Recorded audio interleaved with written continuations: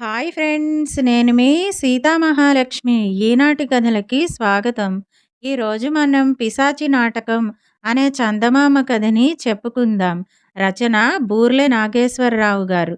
పిశాచి నాటకం. ఒక ఊళ్ళో మంగయ్య శెట్టి అనే వడ్డీ వ్యాపారస్తుడు అంతులేని ధనం కూడబెట్టి దాన్ని తన కొడుకు గోవింద శెట్టికి భద్రంగా అప్పగించి కన్నుమూశాడు. కళ్ళారా చూసినదాకా తన తండ్రి అంత ఆస్తి సంపాదించినట్టు గోవిందశెట్టికి తెలియదు. అతను ఇనప్పెట్టె తీసి అందులో ఉన్న వెండి, బంగారము, నగలు కుప్పపోసి చూసుకుంటే గుండె దడదడలాడింది.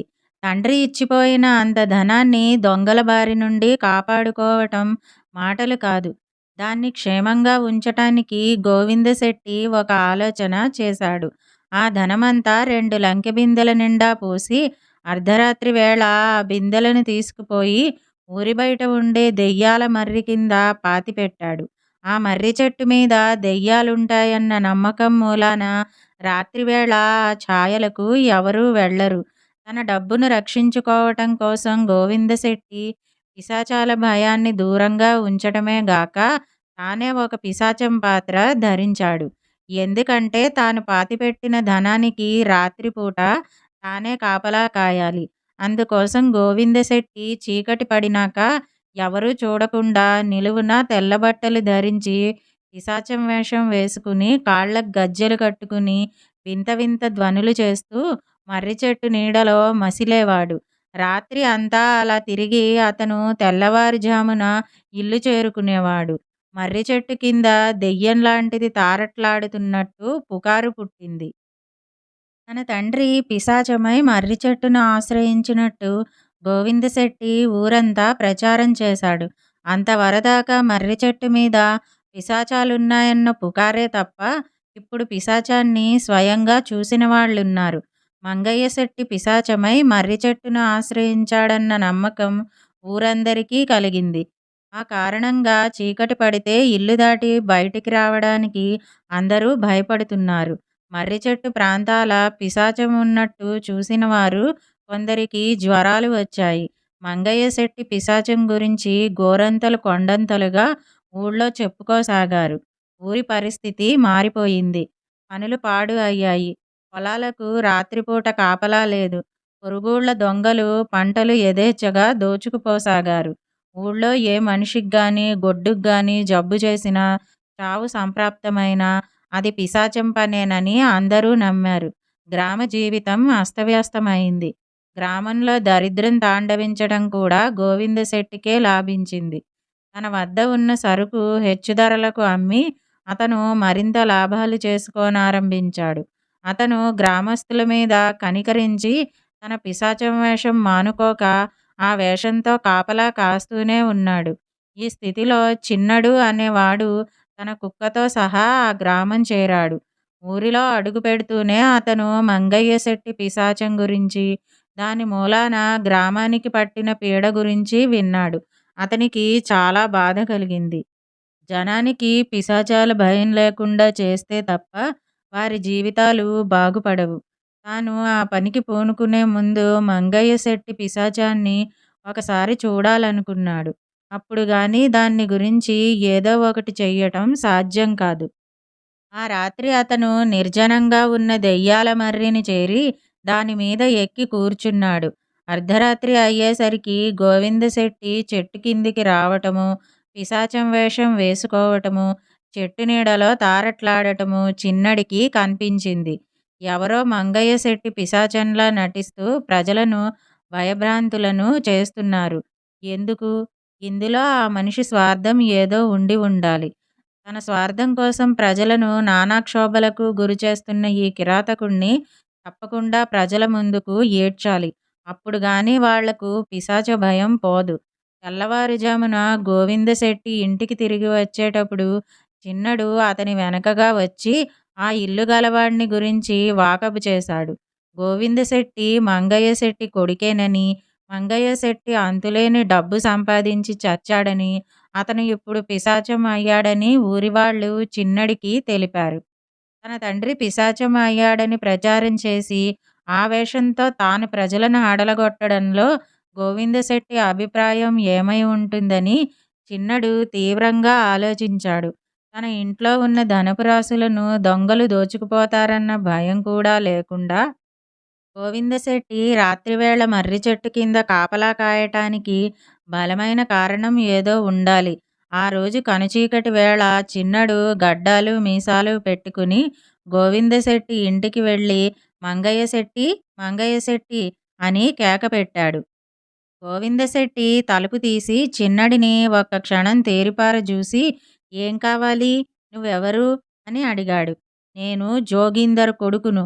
మంగయ్య శెట్టి కావాలి అన్నాడు చిన్నడు కుర్చీ మీద కూర్చుంటూ.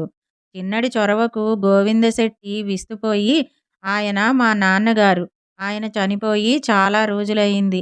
ఆయనతో ఏం పని? అన్నాడు. చిన్నడు కొద్దిగా విచారం ముఖం పెట్టి మా నాన్నగారికి మీ నాన్నగారు 1,00,000 వరహాలు బాకీ ఉన్నారు.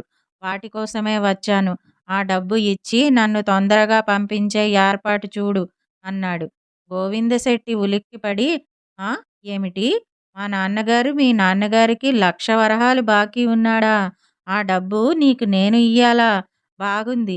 ఉండటానికి ఈ ఇల్లు తప్ప నా దగ్గర చిల్లి గవ్వ లేదు. కావలిస్తే చూసుకో.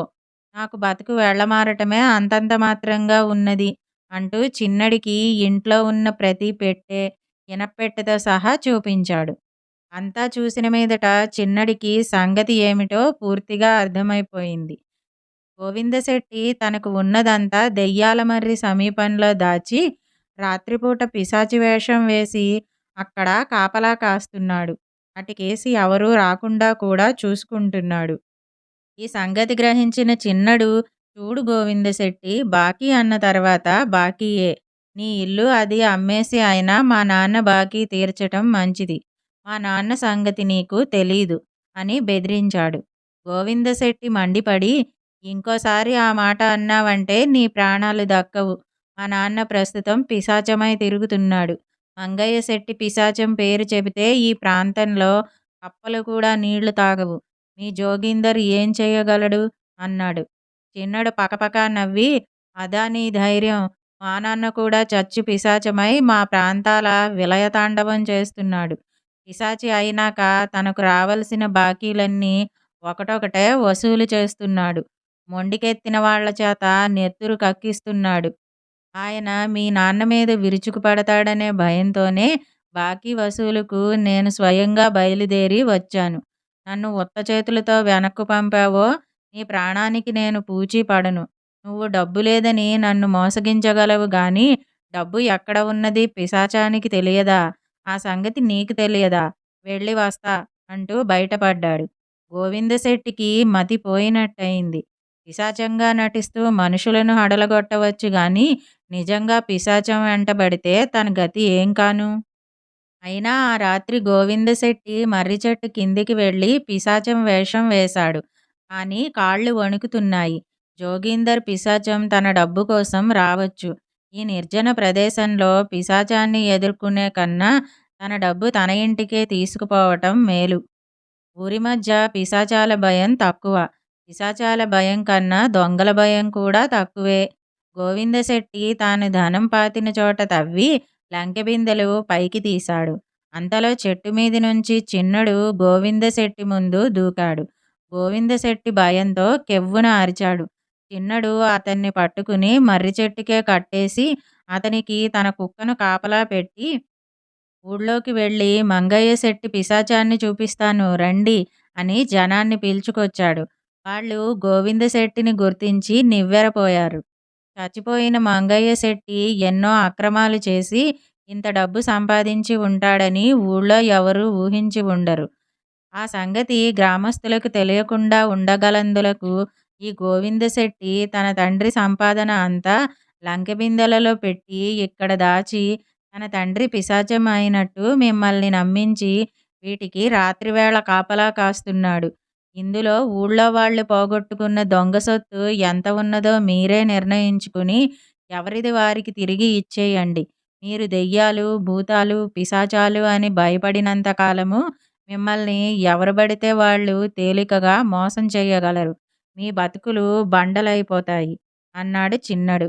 చిన్నడు గోవిందశెట్టిని, లంకెబిందెలను గ్రామాధికారికి అప్పచెప్పి, తాను కుక్కతో సహా బయలుదేరి వేరే ఊరు వెళ్ళిపోయాడు.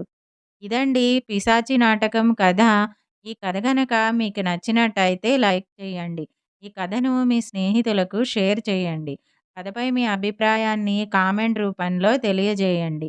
మరిన్ని మంచి కథల కోసం మా ఛానల్‌ను సబ్స్క్రైబ్ చేసుకోండి. మళ్ళీ మరొక మంచి కథతో కలుసుకుందాం. అంతవరకు వింటూనే ఉండండి ఈనాటి కథలు.